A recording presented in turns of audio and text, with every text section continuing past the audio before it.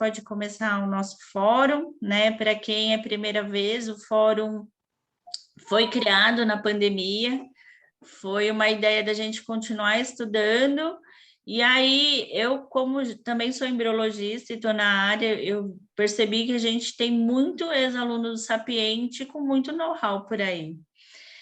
E aí a gente decidiu criar esse ambiente mais descontraído, de uma forma menos científica, né?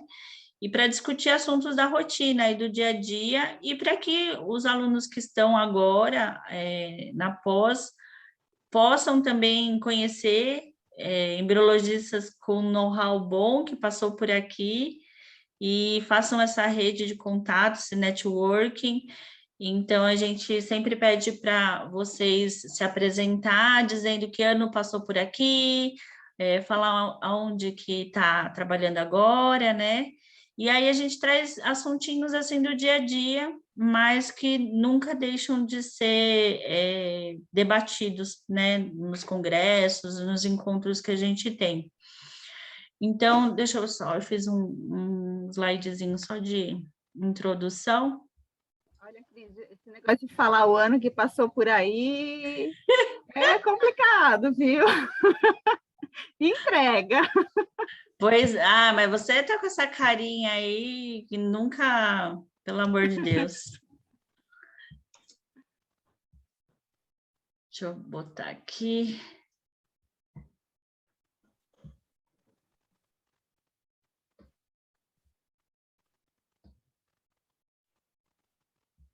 A internet hoje está meio ruinzinha aqui, eles cortaram uma árvore no final de semana e deram uma detonadinha no nosso... Acho que está ao contrário ali, viu? Eu vou falar clivagem, Sabrina, blastocisto. Ih, Maria. Tem problema não. Então, se você for falar ao contrário, tá tudo certo. Eu já arrumo já aqui no... Tem problema não. Então, a gente está no 7º encontro, né, meninas? Não sei se vocês têm acompanhado esses encontros. A gente programou 10 encontros ao longo do ano, e aí a gente já está meio que na reta final, aí no 7º encontro.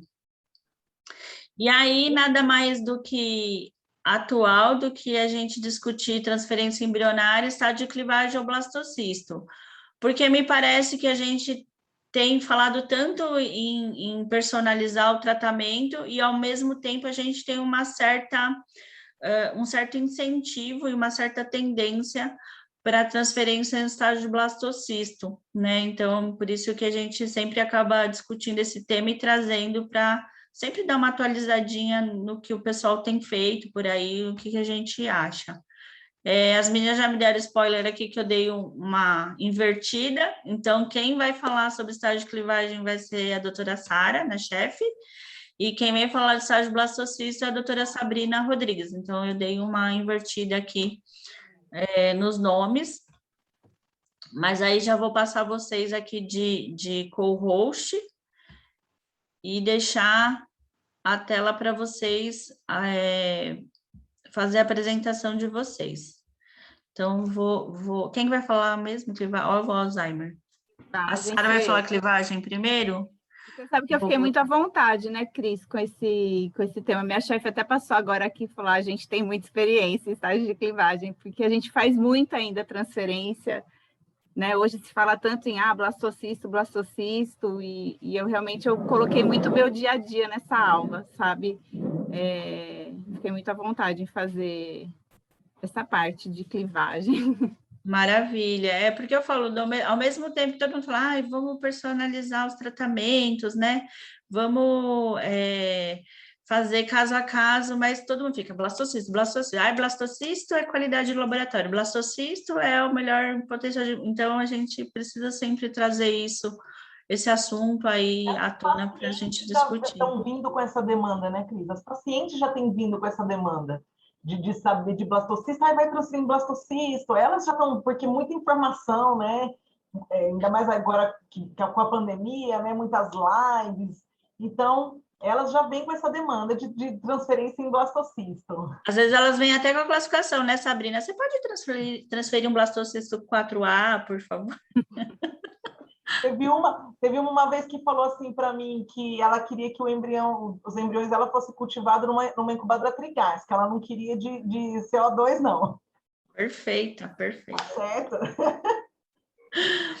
Sara, fica à vontade, o fórum é todo seu. Obrigada aí, meninas, Só preciso por da sua topar. orientação, viu, para eu colocar Você vai aqui ali no na aula. share screen, no verdinho. Tá.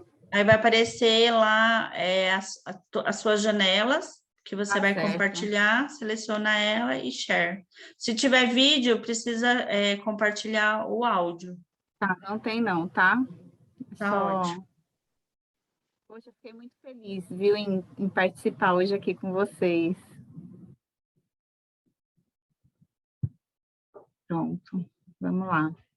Então, sou Sara, vou me apresentar para quem não me conhece. Passei pela pós em 2007, pelo Sapiente, e comecei no Pérola com a Sabrina. Sabrina me ajudou lá no meu comecinho, em 2005. Ou seja, a gente está em casa aí, né? Todo mundo junto, começou junto. E para quem está aí começando a pós, fazendo a pós, a iniciante é uma área, assim, fascinante, né? A gente, com tanto tempo aí de experiência já na área, cada dia a gente ainda se fascina com embrião, com beta positivo, né? Eu falo que eu engravido junto com as pacientes aqui. Hoje eu trabalho em Recife, né? Sou responsável pelo laboratório aqui da Clínica Etfértil, com o Dr. Altina, e eu sou realizada profissionalmente. Então, vamos lá, vou falar para vocês de estágio de clivagem. Como eu disse, fiquei muito à vontade em falar sobre isso. Tanta gente falando, né? Blastocisto, mas eles ainda têm a chance deles, né? Os embriões clivados. Aliás, o blastocisto foi um embrião clivado, né? Foi um embrião em estágio de clivagem. Então, vamos lá. Então, transferência embrionária em estágio de clivagem. Vamos lá. Então, desde que Edwards e Steptoe, em 1978, produziram com sucesso o primeiro bebê de proveta, a famosa, né, Louise Brown. A fertilização in vitro e a transferência de embriões e as suas tecnologias, elas se tornaram gradativamente métodos muito importantes, né, para o tratamento de infertilidade. E nos últimos 30 anos, com o avanço na tecnologia, né, em especial aí os meios de cultivo, né, que foram melhorados, tanto é que hoje a gente faz o tal do cultivo prolongado, até blastocisto, e a criopreservação foram muito importantes, né, a metodologia de criopreservação.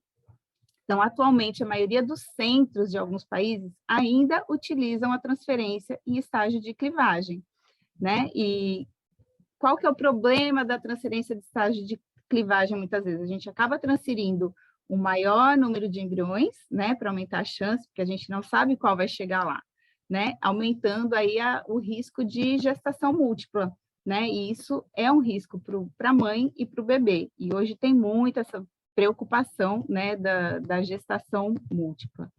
Então, com a introdução dos meios de cultivo sequencial, o desenvolvimento do embrião contínuo, a cultura do blastocisto, ela nos permite, né, selecionar aquele embriãozinho que chegou lá, né, para fazer a transferência daquele embrião que chegou no último estágio. Então, aí a gente transfere menos embriões, aumentando aí a taxa de implantação com menor número de embriões transferidos. Reduzindo aí o número de embriões transferidos. Então, quais são os estágios de desenvolvimento embrionário? Então, no dia 1, a gente avalia o estágio chamado zigoto, né? Quando é formado os 2 pronúcleos, o feminino e o masculino. Dia 2, nós ainda analisamos fazemos a morfologia, analisamos a morfologia dos embriões, né? Porque é aí que nós vamos definir, né, no nosso laboratório, o dia que será transferido aqueles embriões. Então, a gente avalia, a gente espera que ele esteja com 4 células, mas algumas vezes eles estão mais lentinhos, estão com 2 células ou 3. Não significa que ele não é um bom embrião, mas é o tempinho deles, né? Dia 3, a gente avalia, já é um embrião multicelular, por volta de 8 células. Dia 4, nós não fazemos avaliação morfológica, nós não manipulamos o embrião. E dia 5, dia 6, avaliamos o estágio de blastocisto do embrião. Para a transferência embrionária, a Sabrina vai falar, acredito que ela vai falar, a gente só transfere embriões em dia 5 do útero. Dia 6, a gente congela o embrião para transferir em um outro ciclo em D5. Então, qual é o melhor dia da transferência embrionária, né? Qual é a dúvida? Então, como a gente falou, muitos pacientes já chegam na clínica perguntando: qual é o melhor dia que eu vou transferir meu embrião? É embrião de 3º dia? É blastocisto? Aí outras já chegam: eu quero transferir blastocisto. A gente fala: calma, vamos ver como vai ser o caso de vocês, né? Então, acho que é muito importante essa individualização, né, de caso a caso. Muitas vezes a gente transfere embrião até em D2, né, dependendo da quantidade, da qualidade de ciclos anteriores, e a gente tem resultado com embriões em D2, né, de gravidez. Então, tudo isso permite o quê? Que o embrião vai nos mostrar, vai nos orientar e determinar o dia da transferência dele, né? Não é a gente vai falar, vai transferir D3 ou D5.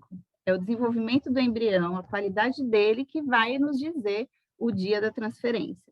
Então, nenhuma paciente chega aqui na clínica, você vai transferir em blastocisto. Não. O embrião que vai nos dizer o dia que será a transferência dele.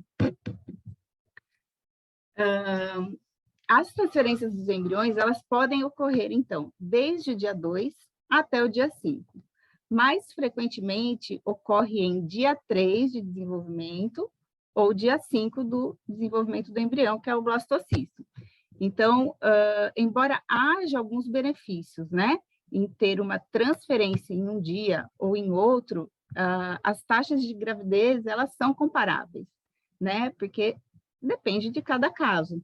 E eu vou mostrar um trabalhinho que a gente até fez aqui da clínica. Então, o dia da transferência do embrião, aqui no nosso centro, ele é decidido no dia 2. Então, no dia 2, nós avaliamos os embriões, em cima da quantidade que tem de embriões, da qualidade, a gente define o dia da transferência. Muitas vezes, até se a paciente teve um óvulo, fertilizou, a gente vai transferir em dia 2, já marca a transferência para o dia 2 aquele embrião, para não ficar manipulando. A gente acredita que o melhor ambiente para os embriões é no útero, é o ambiente natural dele, né? Apesar de a gente ter um controle de qualidade muito bom hoje em dia em laboratório, a gente é muito seguro de deixar embrião até estágio de blastocisto, mas não tem por que deixar um único embrião em cultivo, né? Já que a paciente vai transferir, seria só para nos provar que aquele embrião desenvolveu. Então, muitas vezes a gente transfere embrião em dia 2. Então, o dia da transferência do embrião é geralmente decidido nesse dia 2, e depois que os embriões passaram por uma divisão entre 2 a 4 células, é nesse ponto que a gente começa a fazer a classificação morfológica deles, né? Para selecionar, para fazer a transferência. A transferência embrionária em dia 3, como falei, já é embrião multicelular, tem por volta de 8 células, a gente também tem um número limite de embriões formados para fazer a transferência em D3. Normalmente são aquelas pacientes que têm de 3 a 4 embriões, não tem também muito embrião para selecionar. Então, muitas vezes a gente transfere esses embriões em dia 3, aí, por exemplo, pode transferir só 2 embriões, aí os outros 2 a gente deixaria em cultivo, se chegasse em blastocisto, a gente congela, porque aí eles nos provaram que chegaram no último estágio para poder congelar o embrião.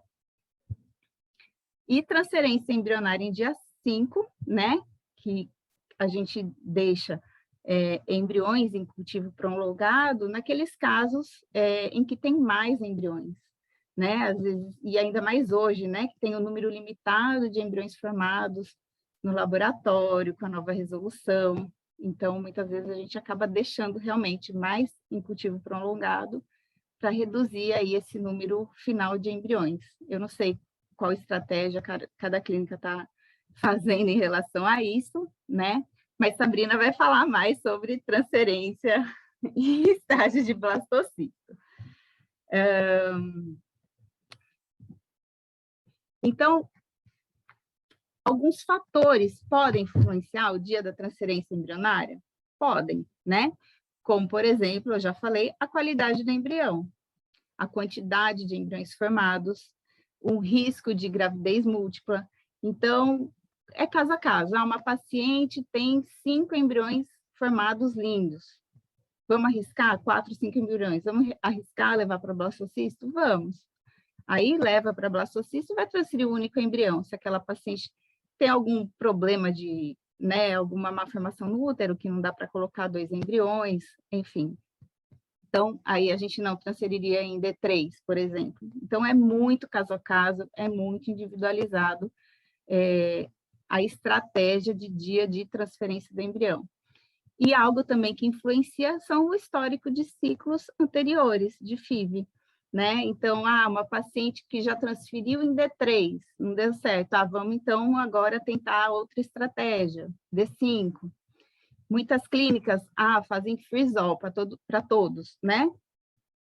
Bom, para as clínicas funcionam, aqui para a gente não funciona, né? A gente só sabe trabalhar caso a caso.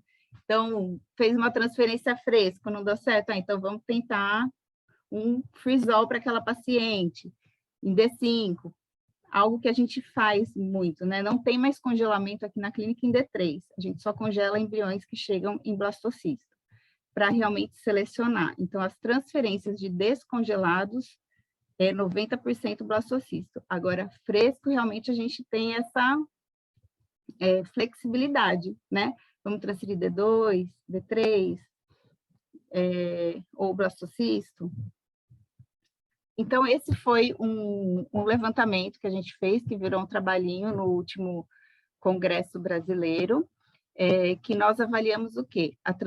A qualidade dos embriões transferidos a fresco em estágio de clivagem comparados com os blastocistos, né? 251 pacientes que nós avaliamos, desde janeiro de 2018 a março de 2020, e a idade média delas foi 36 anos. Olha a variação. A mais jovem, 25, e a mais velha, 46 anos.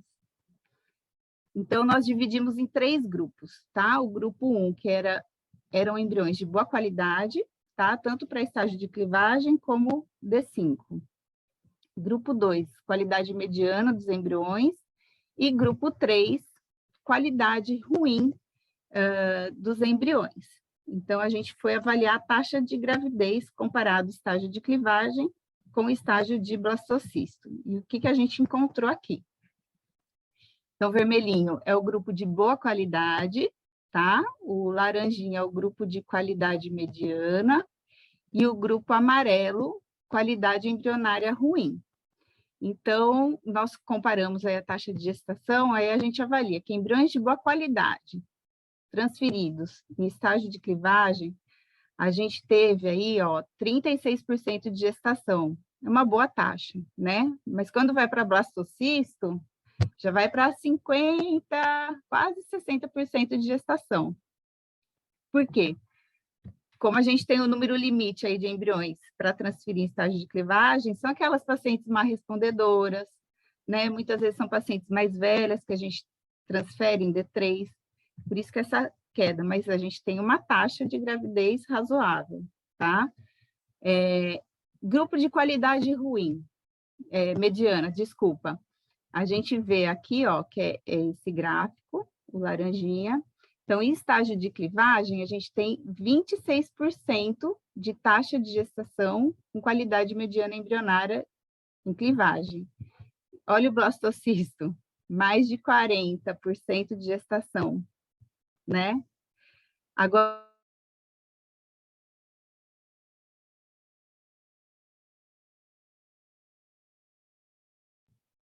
Ixi, travou, Sara. Travou para vocês também? Deu uma travadinha, Sarinha. Voltou? Para mim, travou. Pronto. Então, grupo 3 de qualidade ruim, né? Qualidade embrionária ruim, foi o que nos surpreendeu, que quando foram transferidos esses embriões de qualidade ruim em estágio de clivagem, a gente teve uma taxa aí de 11% de gravidez. E nenhum blastocisto de qualidade ruim, apesar de só 4 transferências, nenhum implantou, não deu nenhuma gravidez, né? Então, o que a gente concluiu com esse trabalho? Né, que a transferência de D5, ela pode sim ser priorizada em alguns casos, né, em que as pacientes apresentam, pelo menos aqui no nosso serviço, pelo menos 5 embriões de boa qualidade, tá? E nos grupos de embriões de boa qualidade e qualidade mediana, tá? E com o objetivo de selecionar pelo menos um blastocisto. Entretanto, nos casos em que a paciente apresenta pouquinhos embriões, né, que não tem embrião para selecionar, a gente transfere seguramente embriões em estágio de clivagem, né, e a gente tem uma taxa aí representativa aí de gravidez, principalmente para as pacientes mais velhas, né, então não tem porquê, por exemplo, um embrião que não está com desenvolvimento bom, não transferir para o útero, onde é o ambiente natural dele, né, que ele está lá quietinho, sem manipulação. Então, é a importância que a gente vê na individualização de caso a caso, de cada paciente. E saber o melhor momento, né, para aquele embriãozinho que ele vai nos dizer. Eles vão nos mostrar qual é o melhor momento para serem transferidos, tá? Bom, falei muito do meu dia a dia. Queria agradecer aqui uma fotinho aí da época da minha pós, das meninas, que até hoje somos muito amigas. Enfim, dá muita saudade dessa época. E se alguém tiver alguma dúvida, estou aqui à disposição.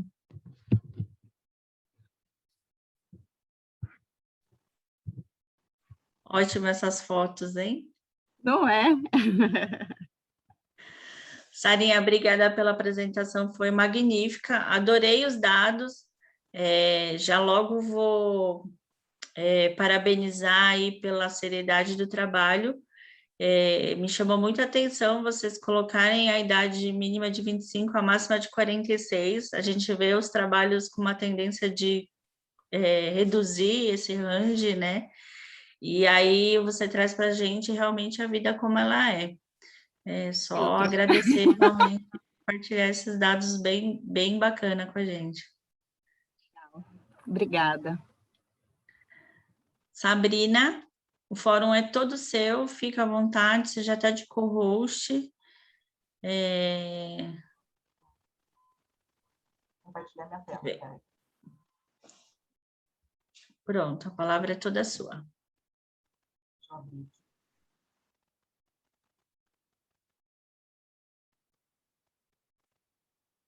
Está aparecendo? Já, tá certinho. Então, vou me apresentar, né? Que Cris falou, eu sou Sabrina, eu sou de São Paulo, eu passei pelo SAP e pelo Pérola no mesmo ano, em 2004, um pouquinho antes de Sara, entregando a idade aqui. Mas é bom, né, poder assim, dizer que faz 17 anos que eu trabalho com reprodução, assim, contribuindo, né, para a realização do sonho de muitos casais. Eu sou biomédica, moro em Aracaju há 15 anos e trabalhando como embriologista. E aqui em Aracaju tem uma clínica no estado de Sergipe, né, que é a Clínica Fertilitar, e eu sou a coordenadora do laboratório aqui. E também sou docente, né, dou aula na Estácio, para graduação. E aí estou muito feliz de participar desse fórum, agradeço a oportunidade de dividir, né, experiência e aprender um pouquinho aqui também, e vou falar para vocês, então, sobre a transferência embrionária no estágio de blastocisto. Ah, Cris, eu queria saber se eu posso quebrar o protocolo. Eu criei 2 enquetes e eu queria tentar ver se o pessoal consegue responder antes de eu começar. Por favor, fica à vontade. Deixa eu ver se eu consigo jogar o link aqui. A primeira pergunta que eu queria saber aí de vocês, quando vocês acham que começaram os estudos de blastocisto? Veja se vocês conseguem acessar. 20 a 40 anos. De 10 a 20 anos deu 40%, de 20 a 40 anos deu 46%, quase 47%, de 50 a 80 e a mais de 100 anos, um voto para cada, 6,67%. Então, a maioria aí votou de 20 a 40 anos. Eu não vou falar a resposta agora, tá? Eu tenho mais uma pergunta antes. E a outra pergunta é se vocês acham que é possível estudar o blastocisto, estudar embriões no laboratório, sem ter feito o processo de fertilização in vitro. 7 votos não e 6 votos sim. Então, o não aí está na maioria, né? Então, a maioria, vamos contar que a maioria respondeu não. Então, vamos começar aqui a aula, então. Tá vendo meu slide? Sim. Certo. Então, começar com um pouquinho de história do cultivo in vitro de blastocisto, né? Eu peguei um artigo de 1968,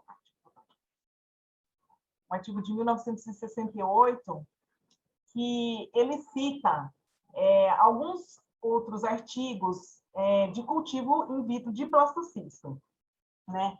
Antes de 1968, as pesquisas com mamíferos eram muito realizadas com coelhos e com camundongos, mais com coelhos, né? Então, todos esses estudos aqui foram realizados com coelhos e desenvolvimento de blastocistos em coelhos, né? Então, a gente pode ver que em 1912 já tinha estudo com embriões jovens. Em 1934 também. Então, aí eles já citavam o cultivo de blastocisto. Mas como é que era feito esse cultivo de blastocisto? Não era através da fertilização in vitro. Eles colocavam os animais para a cópula e depois de um tempo eles faziam a lavagem do útero, da fêmea, e aí eles recolhiam esses embriões e podiam estudar esses embriões no laboratório. Então, a resposta certa para a primeira pergunta é há mais de 100 anos, né? Então, em 1912 já teve o primeiro trabalho falando de embriões jovens de blastocistos, e sim, é possível estudar os embriões em laboratório sem ter feito o processo de fertilização in vitro, né? Então, a gente se surpreende um pouco, né, com essa descoberta aí. As câmeras estão aqui.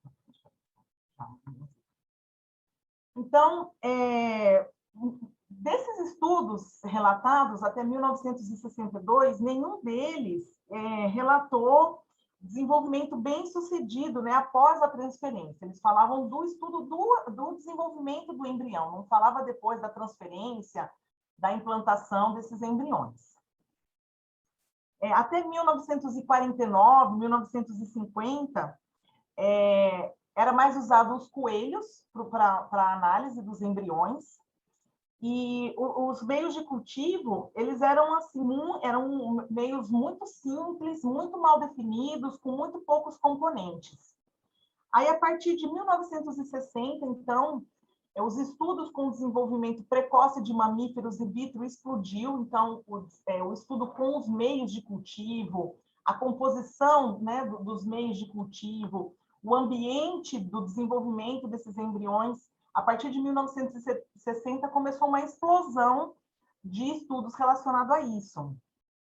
E em 1975, era possível já cultivar in vitro blastocistos, né? Desde o estágio de fertilização até blastocisto, das espécies de coelho, ovelha, furão e algumas espécies de camundongo, enquanto outras espécies, no ano de 1975, ainda era possível só o cultivo até os estágios de clivagem, né? Então, no caso dos seres humanos, das vacas, dos porcos, ratos e hamsters.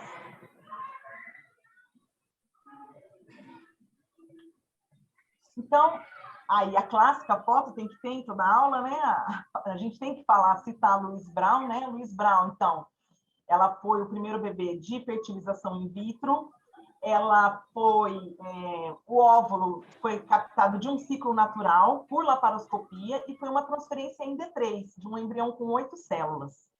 Naquela época, se relatava uma taxa de nascidos vivos por transferência de 1,8%, de nascido vivo por ciclo iniciado de 0,44% e de nascido vivo por paciente de 0,8%. Então, já se sabia de alguns outros estudos, de algumas outras espécies, que a transferência de blastocisto tinha uma taxa de gestação maior. E levando em consideração essas taxas que eu mostrei aqui, os cientistas, os pesquisadores, buscavam aumentar, né, essa chance de sucesso nos tratamentos de fertilização in vitro. Então, eu peguei mais um artigo aqui que fala sobre esse artigo é de 1995, foi publicado na Human Reproduction, e ele apresenta essa tabela aqui das espécies que tiveram desenvolvimento embrionário pré-implantacional completo, né, ou seja, de óvulo a blastocisto, que aconteceu in vitro. Então, o primeiro deles foi com camundongo, né, com ratos, em 1965. Com humanos, foi em 1981, né, pelo Edwards. Então, em 1978, teve o nascimento da Louise Brown. Em 1981, Edwards publicou um trabalho de cultivo de blastocisto, mas não falava sobre transferência, sobre gestação. O primeiro trabalho de humanos que foi relatado com gestação de blastocisto foi por Bolton, em 1991. Foi o primeiro relato em humanos que teve desenvolvimento de feto e nascimento vivo de embrião vindo de blastocisto. Então, acho que na primeira enquete, bastante gente também respondeu de 10 a 20 anos, de 20 a 40 anos. Então, a gente vê aí que de embriões humanos, o primeiro blastocisto que a gente teve foi em 1981, 40 anos atrás. Mas os estudos já vinham acontecendo antes disso, né? E eu fui pesquisar mais, né, sobre um dos primeiros trabalhos que comparava a transferência entre D3 e D5, né, entre clivagem e blastocisto. E o trabalho mais antigo que eu achei foi de Buster, de 1985. Eu achei interessante esse trabalho, porque é um trabalho de doadoras e receptoras.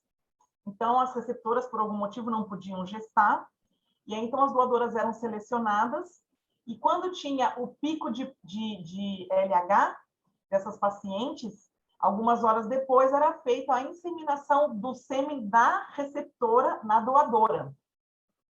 E aí, depois de 5, 6 e 7 dias do pico do LH, era feita a lavagem uterina dessas doadoras, e eram recolhidos os embriões no laboratório.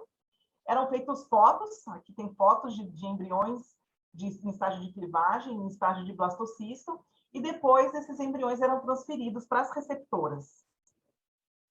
O N é muito baixo, né? Então a gente tem que pensar lá no ano de 1985, as condições que tinha, a tecnologia que tinha disponível, né? Então o N realmente é muito baixo, mas já conseguiu-se ver nessa época a diferença aqui, né? Olha, os embriões transferidos em dia 3, em clivagem, né? E embriões transferidos em blastocisto. E o pintadinho aqui é a taxa de gravidez. Então, a gente já consegue observar aqui uma taxa de gestação de transferência de blastocisto bem maior que embriões de terceiro dia de desenvolvimento, de clivagem, né? Na verdade. Então, quais foram as principais razões para que os cientistas da área, né, continuassem a busca para transferência em blastocisto? Então, quando os embriões são transferidos para o útero da paciente. Os embriões são depositados na cavidade uterina e, num ciclo natural, o embrião chega na cavidade uterina no estágio de blastocisto.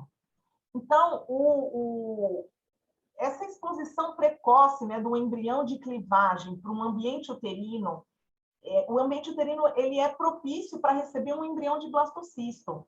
E os fluidos da tuba uterina, os fluidos do útero, eles apresentam algumas composições diferentes, né, para suprir as necessidades do embrião em cada fase de desenvolvimento. Então, o embrião em ciclo natural, ele chega no útero no estágio de blastocisto. Então, a transferência de embriões em blastocisto vai ser uma transferência em um ambiente uterino mais sincronizado com o desenvolvimento do embrião. E também deixar esses embriões evoluírem até o estágio de blastocisto, ele permite também selecionar apenas os embriões que demonstram um potencial de desenvolvimento contínuo com a ativação do genoma embrionário, né? Porque até os estágios de clivagem, o genoma embrionário ele fica inativo, né? Depois que começa a compactação, que o genoma embrionário se ativa. Então, seria uma forma também de selecionar os melhores embriões que teriam um maior potencial de implantação e de levar a uma gestação. Num trabalho clássico de Gardner, né, de 1998, onde ele fala de transferência de blastocisto, né, ele fala nesse trabalho que a grande maioria das transferências até então eram feitas em dia 2, em dia 3 de desenvolvimento, e as taxas de implantação alcançadas na época eram de 10% a 20%. Muitas clínicas, muitos pesquisadores vinham tentando o cultivo prolongado, né, o cultivo para blastocisto, mas as condições laboratoriais da época elas eram insuficientes. Os meios de cultivo eles não tinham muita elaboração. O ambiente, né, as incubadoras também não eram como a gente conhece hoje, né? Então, se tinha até uma boa taxa de blastulação na época, né, em torno de 40%, mas a taxa de gestação girava em torno de 7%. E como eu já disse, já se sabia de outras espécies que a transferência de blastocistos aumenta as taxas de gestação e também diminui a chance de gestação múltipla, né? Porque a gente, como Sara já falou também, né, a gente diminui a quantidade de embriões a transferir quando a gente transfere em blastocisto. E aí Gardner ele fez um trabalho, né, comparando as transferências de D3 e D5 e aí a gente vê, né, a taxa de gestação, a taxa de implantação em dia 5 muito maior do que embriões de terceiro dia de desenvolvimento, por essas razões que eu falei para vocês. Esse trabalho que o Gardner publicou em 1998 foi o trabalho que ele desenvolveu os meios, né? Não, vou declarar que não há conflitos de interesses, né? Mas foi com esse trabalho que foram desenvolvidos os meios da Vitrolife, o G1 e o G2, que ele comparava o sequenciamento, né? Foram desenvolvidos esses meios de cultivo em sequenciamento, sequenciais. E aí ele fez essa publicação comparando os embriões transferidos em terceiro dia e em quinto dia de desenvolvimento, com um aumento significativo nas taxas de implantação e nas taxas de gestação. Aí, então, eu peguei um outro trabalho de 2016, né, uma revisão da Cochrane. Essa revisão, eles fizeram uma meta-análise, né, de diversos trabalhos que falam sobre transferência de D3, de estágio de clivagem e de estágio de blastocisto. E para fazer essa pesquisa, essa análise, eles utilizaram uma ferramenta estatística, que é essa aqui, que chama Forest Plot. Mas dá para a gente tirar várias informações desses gráficos aqui, dessa plotagem, mas vamos ao que interessa para essa aula, que é a comparação de D3 e D5. E aí a gente vê esse losango que compara, né, o resultado de todos os trabalhos que ele analisou, que essa revisão analisou, e a tendência é que para taxa de gravidez clínica dia 5 e dia 6 é mais favorável que dia 2 e dia 3. Assim como também para a taxa de nascimento vivo. É da mesma revisão, né? Esse outro gráfico aqui. E aqui também nós temos, mostrando, através desse losango, que para também taxa de nascimento vivo é mais favorável para embriões de dia 5 e 6 do que embriões de segundo e terceiro dia. Eu peguei mais um artigo de meta-análise publicado em 2017, que também comparou alguns artigos em relação à transferência de clivagem em blastocisto, e mais uma vez, aqui para nascimento vivo e gestações em andamento, D5 e D6, ele apresenta resultado melhor comparando todos esses trabalhos, e assim como para a gravidez clínica também. Quando comparou todos esses trabalhos, se observou também que embriões de dia 5 e 6 apresentam maior taxa de gravidez clínica. Então, para finalizar, depois eu falo um pouco da experiência da clínica onde eu trabalho, eu peguei esse trabalho, esse artigo, que eu achei bem interessante. É um artigo que foi publicado na Human Reproduction, agora em 2020, né, ano passado. E esse trabalho, ele dividiu, ele comparou os resultados de 4 períodos diferentes. Então, em um período de 2010 e 2011, as pacientes elas só fizeram transferências em terceiro dia de desenvolvimento. Em pacientes nos anos de 2012 e 2013, pacientes que tinham até 9 embriões, até 9 zigotos, né, até 9 embriões, eram transferidos em terceiro dia, e pacientes que tinham mais de 9 eram transferidos em quinto dia. No período de 2014 e 2015, pacientes, aí já diminuiu um pouco o número, né, para passar para blastocisto, para deixar para evolução para blastocisto. Então, as pacientes que apresentavam até 4 embriões eram transferidos em terceiro dia, e pacientes acima de 4 embriões eram transferidos em quinto dia. E no período de 2016 e 2017, todas as pacientes foram transferidos em quinto dia de desenvolvimento. E quais foram os achados desse trabalho? Aqui nessa tabela, eu destaquei, né, as principais informações, né, que a gente está vendo, então, a transferência de D3 e D5. Aqui, então, a gente observa D3 e D5, as taxas significativamente mais altas, né? Aqui, nesses dois de baixo, a taxa não é significativa, isso a gente falando na base de pesquisa, né? Mas, falando na prática clínica, cada porcentinho, cada 0,5% a mais na taxa de gestação é uma comemoração, né? Então, aqui, a gente vê que as taxas dobram, né? De nascimento vivo de 17 para 34, apesar daqui estar dando não significativo, mas para quem está ali no dia a dia do laboratório, é uma vitória, né? De dobrar esse resultado aí. E eu achei interessante a informação aqui, que o número de transferências nesse período, né, que foi de 2012 e 2013, embriões de terceiro dia foi de 1.156 e embriões de quinto dia de 306, né? Por que a gente vê essa diferença de números? Pacientes que tinham mais de 9 embriões que eram deixados para transferir em blastocisto. A maioria, então, tinha menos do que isso, né, para poder fazer a transferência.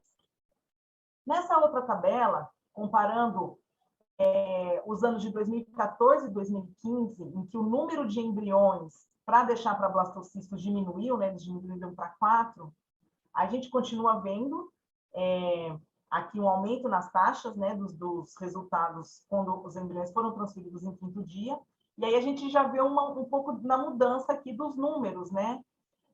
Os embriões transferidos em terceiro dia, o número de transferências em terceiro dia caiu para quase 1/3, né? Caiu para menos da metade, era quase 1.200, foi para menos de 500, e o número de embriões transferidos em quinto dia era, deixa eu colar aqui, era 306 e foi para 883, né? Quase triplicou. Por que isso, né? Porque eles diminuíram a quantidade de embriões que a paciente precisava ter para deixar para evoluir. Então, pacientes que já tinham 5 embriões já deixavam para transferir em quinto dia. E aí, para finalizar a minha apresentação, eu peguei esse gráfico desse trabalho e ele compara as taxas de nascimento vivo, de transferência cancelada, de gravidez, nascido vivo por captação de óvulo, cancelamento de transferência, taxa de nascido vivo por transferência e taxa acumulativa de nascido vivo por captação de óvulo. Vou explicar para vocês aqui o gráfico, para vocês acompanharem comigo. Em azul, são os embriões transferidos em terceiro dia. Em cinza, são os embriões transferidos em quinto dia. Então, na primeira etapa desse estudo, só se transferiu embriões em terceiro dia. Que foi lá nos anos de 2010 e 2011. No último período, que foi 2016, 2017, só se transferiu embrião em blastocisto. E nos períodos intermediários, né, foi o que mudou a quantidade de embriões que a paciente tinha para decidir se deixava evoluir ou não. Então, aqui, de 2012 e 2013, teve uma transferência maior de embriões em terceiro dia, porque o requisito é que se tivesse mais de tinha 10 embriões ou mais, né, para transferir em blastocisto, e esse número para o segundo período aqui baixou para 4.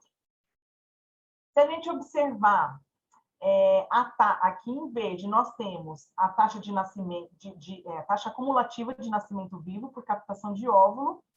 Em amarelo nós temos a taxa de nascidos vivos por captação. Em laranja, a taxa de nascidos vivos por transferência. E em azul, a taxa de cancelamento de ciclo. Então, a gente observa que as transferências, no período em que se transferiu só em D5, a taxa de cancelamento aumentou muito. Então, muitas pacientes não fizeram a transferência de embrião pela decisão, né, porque eles decidiram nesse período só transferir em blastocisto. Mas uma informação que eu achei muito importante, né, que eu achei muito interessante, a gente vê aqui que em D3, a taxa de transferência, né, aqui em laranja, a taxa de transferência, não, desculpa, a taxa de nascido vivo em laranja, quando se transferia só em D3, ela é menor do que quando só foi transferido em D5, mas a maior taxa de nascido vivo foi quando a divisão, né, de D3 e D5 era mais ou menos equivalente. Então, os melhores resultados que esse estudo apresentou foi quando se transferia tanto embriões em D3 quanto embriões em D5. E aí fica a pergunta desse fórum. Qual é o melhor dia para transferência? Qual é o melhor estágio para transferir os embriões? No estágio de clivagem ou no estágio de blastocisto? Obrigada pela atenção de vocês.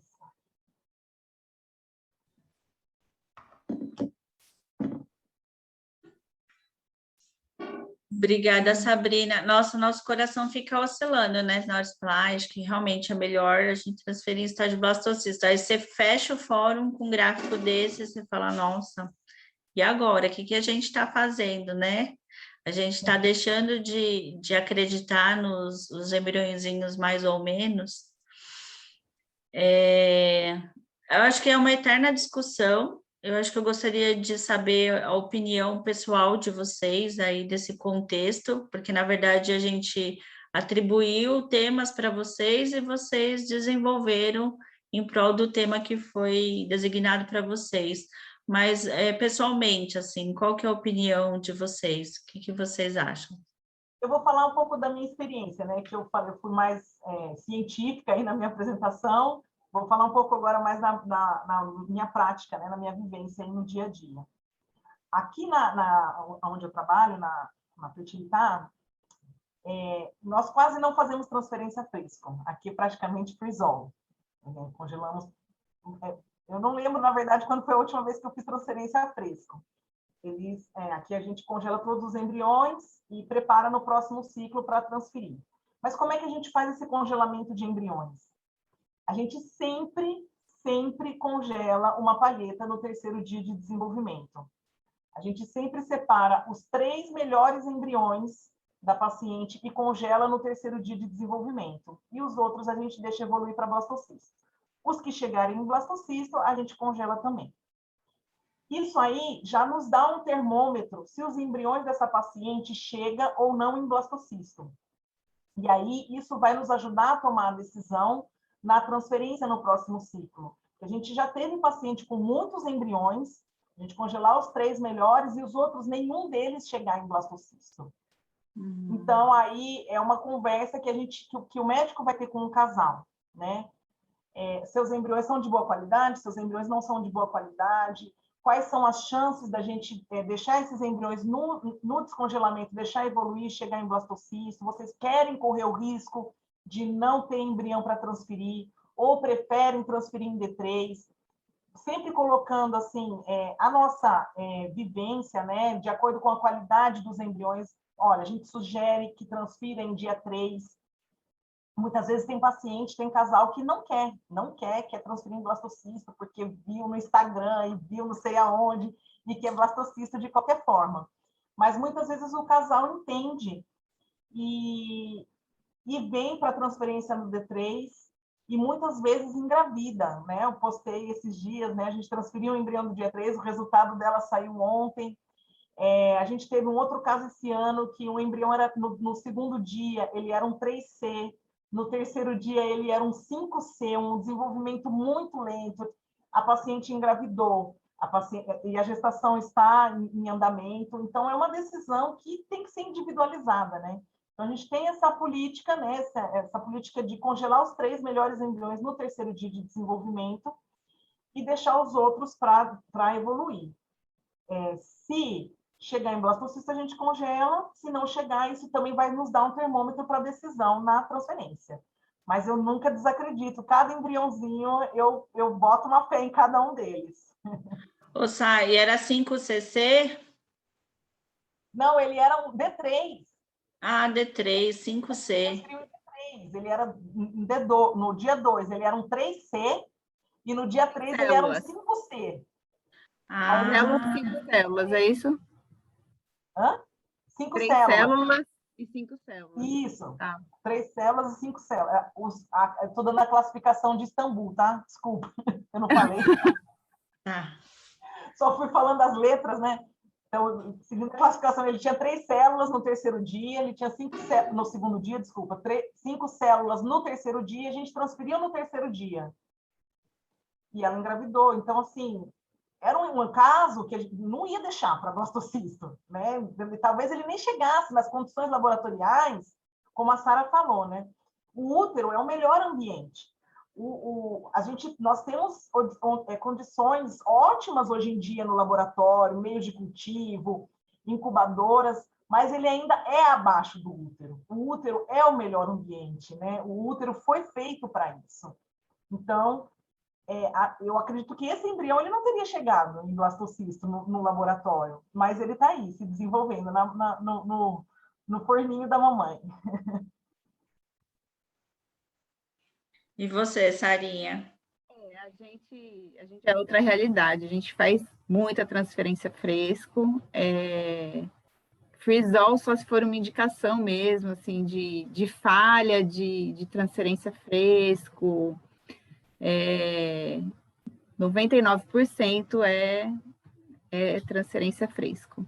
E a gente realmente faz essa individualização, né, de acompanhar o desenvolvimento do embrião, ver quantos embriões tem desenvolvimento e definir, né, o melhor dia aí da transferência deles. Até me lembrei de um caso nosso, de uma paciente de 38 anos, e ela teve 3 óvulos, 3 embriões formados, e D2, os 3 embriões com 2 células. Aí a paciente falou, não, vou colocar os 3, são os 3 lentinhos, engravidou de 3 meninas. Então, assim, 3 embriões de 2 células em D2, ninguém botou fé, né? Botou fé assim, não vai ficar os 3 não vão ficar, e ficaram os 3 meninas. Então, quer dizer, a gente não sabe de nada.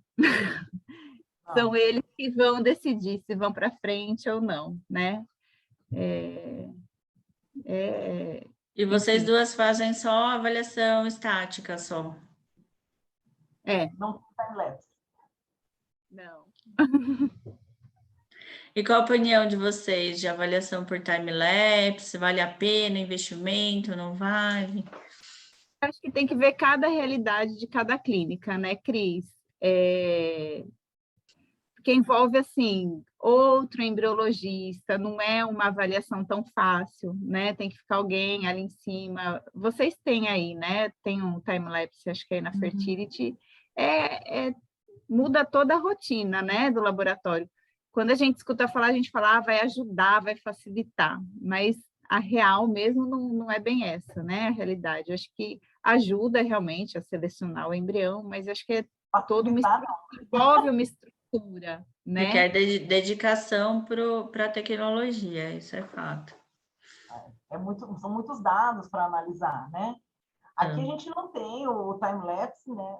A gente avalia diária. O único dia que nós não avaliamos aqui na clínica é em D4, a gente avalia D2, avalia D3, porque muitas vezes o desenvolvimento, eu já vi embrião não clivar em D2 e aí em D3 aparecer com 8 células, então você perde esse ritmo, né, do desenvolvimento embrionário, e isso ajuda também a definir o dia da transferência do embrião, né, mais um critério para a gente definir. Eu acredito também que o time-lapse, ele ajuda, né, você expõe menos os embriões, né, mas assim, as taxas aqui não estão ruins, entendeu? Para justificar um investimento tão alto que vai ter que acabar sendo repassado para paciente, né? A gente tem que levar isso em consideração, que o custo alguém tem que pagar, né? E é um custo alto o time-lapse ainda, né? Então, por enquanto, não está nos planos, mas quem sabe, né? Mais para frente. Eu acredito que é a evolução, né? Que é o Big Brother, é a evolução aí dos embriões. Mas para aqui, para a região, ainda não é realidade. As tecnologias chegaram para ficar, a gente só não sabe o quanto tempo vai demorar para se tornar acessível, né? Mas que trazem bastante informação, traz. É só esperar ficar popular, né? Eu falo, muitas vezes eu falo aqui que o tempo do embrião não é o nosso tempo, né? Muitas vezes cada embriãozinho tem o seu tempo de desenvolvimento. Até estava falando de que não avalia D4, eu também não avalia D4. Muitas vezes, quando tem muitos embriões que vai fazer biópsia em blastocisto, eu também já não avalio D2. Aí eu só avalio D3 para troca de placa, e aí leva para D5, D6 para fazer biópsia. Então, assim, não tem uma regra para todos os casos, né? Acho que esse é o diferencial também de nós, né, dos embriologistas, de saber, né, precisa avaliar tal dia, vai levar para blastocisto, precisa avaliar realmente D2, enfim, acho que a gente tem que ter esse jogo, né, de cintura, quem está no laboratório. E eu não sei se vocês perceberam que eu não usei o termo D3 e D5, como a gente está habituado aí nas publicações. Eu usei estágio de clivagem, estágio de blastocisto. Eu tenho conversado um pouco isso com os alunos, essa questão da gente trabalhar com meios contínuos, de dar essa sopa enriquecida para os embriões, tendem a acelerar eles um pouquinho. Então, hoje é comum a gente usar meios contínuos, né, de fase única, achar blastocisto já compactando em D3.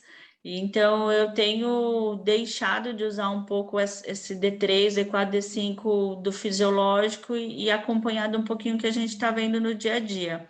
Por isso que eu coloquei estágio de clivagem versus estágio de blastocisto. Eu tenho presenciado bastante mórula em D3, e que não é tão ruim como a gente achava que era, né? Eu até ia perguntar se vocês têm experiência de transferir mórula, como que é isso? Eu transfiro quando a gente acaba transferindo embrião em D3, né? Algumas vezes. E muitas vezes ele já está compacto, está lindo, enfim. E tem bons resultados, né? Eu acho que tudo depende. Aqui a gente transfere mórula, por exemplo, quando descongela a palheta em D3 e chegou em D5 e não está blastocisto, e é o que ela tem, não tem mais nada. Aí vai. Aí vai a Você módula. transfere, Sim. não cancela a transferência. Não, não. Ah, Uma legal. módula D5, às vezes em D6 está blasto, né? A gente tem uma estratégia aqui, Sá. Muitas vezes a gente não faz a transferência no D5, congela em D6. Até esses embriões recongelados. Às vezes chega lindo em D6, né? E aí pode perder o útero e. Mas aqui, no caso, Sarinha, Endométrio, né? como a gente faz o freeze-all, aí, por exemplo, a paciente tem uma palheta em D3, aí a gente descongelou para transferir em D5. E aí, eu não vou deixar até D6 para congelar de novo, para transferir no outro ciclo, no dia 5, né, do útero. Então, aí, se tiver, nesse caso aí, se tiver mórula em D5, a gente transfere, não tem mais nada. No dia Porque 6, ele vai chegar. depende da janela também, né, Sá? Então, em D6 ele chega em blastocisto, né? E aí, isso que você falou também, a gente faz em alguns casos, por exemplo, dos embriões que a gente deixou evoluir para blastocisto e que chegaram em D6, foram congelados em D6, aí a gente ajusta esse tempo, a sincronia do tempo no próximo ciclo, né? Prepara o útero para transferência de dia 5 e congela o embrião como se fosse dia 5 e transfere assim mesmo. Assim também para embriões caso em D7, né? Se é o que tem, e é aquele único embriãozinho que chegou em dia 7, e a gente transfere no próximo ciclo, sincronizando o útero, né? O endométrio. Eu tenho aqui nos meus dados que 85% é competência do embrião, né? O sucesso aí da implantação, e 15% é da endométrio. A Sara falando aí, trazendo o assunto aí da janela de implantação e do endométrio. Então, a gente não adianta só ter um embriãozinho com potencial de implantação se o endométrio não está ok, e se eles não fizer, não promover esse cross-talking, eles não se entender, né? E ele não aceitar o embriãozinho. Mas me parece que para as duas aí é consenso a gente olhar realmente caso a caso e tentar prever o prognóstico de implantação desse embriãozinho. E eu não sei, é que eu também sou mais velhinha, então eu gostei de escutar que vocês apostam nesse embriãozinho aí, mesmo que ele tá lerdinho, e transferir, quando eu vejo que realmente a tendência é selecionar cada vez mais esses embriõezinhos, e eu vejo o centro, e também não acho que é errado, eu acho que é o protocolo do lugar, e não transferir embriões de má qualidade para não dar expectativa, não elevar a expectativa da paciente, né?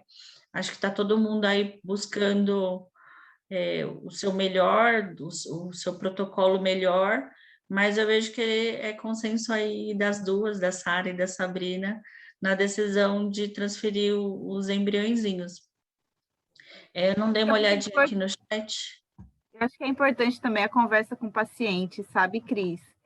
Ver como o paciente está pensando. Eu acho que essa troca, né, de informações com o paciente, enfim, porque às vezes a expectativa deles são tão grandes e chega aqui achando que vai ter não sei quantos blastocistos e muitas vezes no final das contas não tem nem esse tanto de óvulos, né? Enfim, acho que é importante isso também, né? A relação nossa com o paciente, médico-paciente, enfim. Vocês passam essas informações de qualidade embrionária para paciente e a discussão de número de embriões a ser transferido, como que é essa dinâmica no centro de vocês? Aqui a gente liga diariamente a embriologista para os pacientes, fala com o médico, já dá uma prévia com o clínico, né? Como vai ser dali para frente, aí a gente já fala com a paciente. No dia da transferência também, já meio que é definido, né? A gente já sabe o ritmo do médico que a gente está trabalhando, enfim, aí a gente já tem essa conversa com o paciente, aí o médico chega, já está meio encaminhado, mas todos os dias a embriologista que liga aqui para os pacientes, a gente tem esse contato direto, e é legal. Aqui a gente liga no D1 para falar da fertilização e depois liga uma semana, mais ou menos, uma semana depois com o desfecho, né? Porque a gente congela tudo Então, ligo para passar o desfecho. E aí, para definir a transferência, como o médico tem a ficha, né, o acesso à ficha da qualidade dos embriões, então, muitas vezes, eles não precisam nem, a gente não precisa nem conversar sobre qual vai ser a conduta, mas quando eles têm alguma dúvida na qualidade, né, às vezes tem muito pouco embrião, será que esse vai chegar, mesmo sendo um 8A, será que ele vai chegar em blastocista? Então, muitas vezes eles vêm perguntar a opinião, o que eu acho, né, o que o laboratório acha, se dá para deixar evoluir para blastocista ou se a decisão vai ser em D3 mesmo. Então, muitas vezes a gente faz parte dessa decisão, porque a gente que viu, né, os embriões. A gente acha que vai chegar um monte, e aí no final, ai meu Deus, chegar um. Acontece também, mas na maioria das vezes a gente acerta. A é boa. Ô, Sabrina, em que momento vocês decidiram introduzir o Freezol aí no centro e falou, a gente deu certo com esse protocolo e seguiram? Então, os médicos aqui, quando eu trabalhava em outra clínica aqui em Aracaju, e aí em 2015 as duas clínicas se tornaram parceiras, então ficou só um laboratório. E aí, só que antes disso, vinha uma outra embriologista para cá, para essa clínica onde eu trabalho, e aí eram feitos em ciclos, né? Ela passava 10 dias aqui, e aí era só feito transferência fresco, né? Congelava os excedentes, né? Mas era transferência fresco. E aí, como eu moro aqui em Aracaju, né? Não foi mais preciso essa logística com freelancer, e aí eles começaram a ajustar melhor os protocolos, diminuir a quantidade, eles queriam otimizar a quantidade de idas da paciente para a clínica, de picadas que elas levam. Hoje em dia, o protocolo que eles usam, acho que ela vai 2 ou 3 vezes na clínica para fazer ultrassom, e a quantidade de medicação, de picadas que ela toma é muito menor. Só que com isso, as medicações que usa, o endométrio não se desenvolve bem, né? Então, aí começou essa transição, não foi de imediato, né, todo 100% Freezol, não foi feio, foi lindo, né, as pacientes que eles achavam que tinham o melhor prognóstico de fazer assim, até que virou 100%, e também porque eles conseguem se organizar bem para eles não irem no final de semana. E os embriologistas continuam, né, uma semana acompanhando os embriões, então eles conseguem sincronizar muito nesse protocolo que eles estão fazendo aqui, eles conseguem sincronizar muito bem, não cai captação de ovos em final de semana. Só que aí também o endométrio não se desenvolve como o ideal, né? Então aí foi a transição, foi assim. Ah, é bacana. Pessoal, dúvidas? Nós já são 7h20. Estendemos bastante aqui o fórum. O papo tá bom, acho que deixar fica a gente conversando aqui, né? Alguém gostaria de fazer perguntas para Sabrina ou para Sara? Jô, quer falar alguma coisa? Não, acho que as duas pontuaram, tudo bom, meninas? Obrigada pela presença. Acho que ambas pontuaram bastante, que foi uma dúvida que eu tive, né, nesse comparativo da transferência do embrião em estado de clivagem ou blastocisto frente à receptividade endometrial, né? Mas a Sabrina apontou bastante que no centro que ela trabalha, que ela toca tudo Freezol, então que a gente sabe, conforme acho que a Sara também falou, é uma caixinha de surpresa, né? A gente olha, transfere, mas essa interação do embriãozinho com o endométrio, que é a peça-chave que a gente ainda tenta ter uma noçãozinha, né? Mas foi muito esclarecedor, aprendi bastante, né? Que eu trabalho um pouquinho mais com o Andro, mas apaixonada pela fertilização in vitro. Obrigada, meninas, aprendi bastante com vocês hoje. Só queria fazer mais uma colocação, viu, professora Rose, aí, né? Que, assim, muitas vezes as pacientes, quando veem que só tem embrião de D3, um embrião de uma qualidade não tão boa, né? Elas já vêm derrotadas, né? E não pensam, né, no resultado positivo. Eu acredito muito nessa conexão da paciente, do casal com o embrião, né? E aí é o que eu sempre falo, né, para as pacientes, né? Não se apegue a letras e números, se conecte ao seu embrião, porque eu acredito no potencial de cada um deles. Clivou é embrião, então se conecte a ele, que eu acredito que essa conexão é milagrosa. Perfeito, adorei essa. Perfeito, Sá. Falar só uma coisinha? Sempre. Ó, não fala isso para mim, que eu falo demais. Não, mas é que assim, ó, da mesma maneira que tem os pacientes que não acreditam, né, no embrião quando ele não está com uma resposta magnífica, tem aqueles que ouvem, né, a nota do embrião, ai, nossa, qualidade a mais, não sei o que lá. Então, assim, para eles não tem erro, né? Vai, né, transferiu, implantou, vai estar com o bebê, parto normal, né? Na melhor maternidade, lá, lá, lá. Quer dizer, e aí vem a frustração, porque às vezes não tem a expectativa do pode não dar certo, né? É óbvio que deseja de 100%, ninguém joga na loteria para jogar dinheiro fora, e ainda a fertilização in vitro, queira ou não queira, é uma loteria, né, gente? Eu Uma costumo caixinha dizer, de surpresa. eu costumo dizer também, né, que assim, tem que deixar claro para os casais que eles não estão comprando um filho, eles estão comprando, eles estão pagando pela chance de ter um filho, né? Então, Mas às muitas vezes o vezes, casal... Sabrina, Hã? Desculpa, professora. fala. Pode falar. Não, é que os pacientes ouvem aquilo que eles querem, Exatamente.